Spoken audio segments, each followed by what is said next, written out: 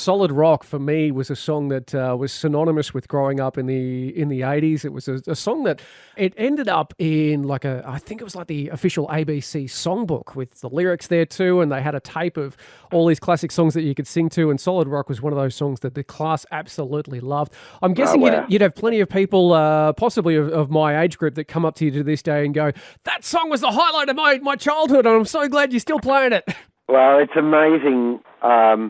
It's amazing how I often ruminate on it.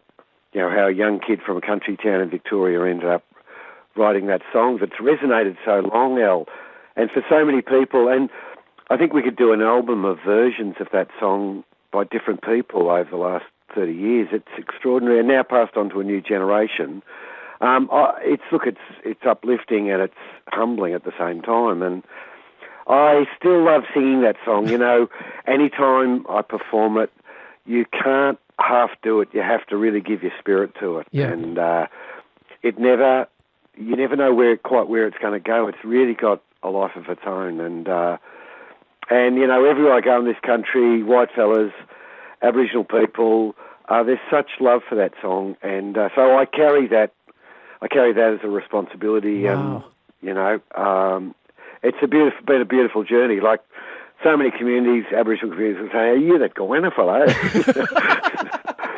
That's incredible. So back in the day when you got through the recording production of that, was there any kind of vibe at all that would have that magical part of it? Well, we certainly worked hard at the time of the recording. You know, in the back of that recording of that original track, there's a 26-piece string section from the Melbourne Symphony Orchestra.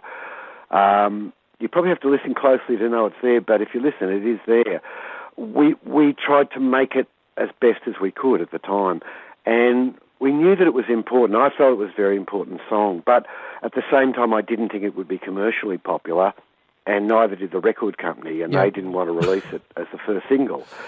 They thought it was too political and wouldn't get airplay. Well, I didn't think it would either, and here we are all these years later. But Australians took it to their heart and loved it for all sorts of reasons. And then I think the deeper meaning sunk in over the years, and I think people have loved it all the more because of that.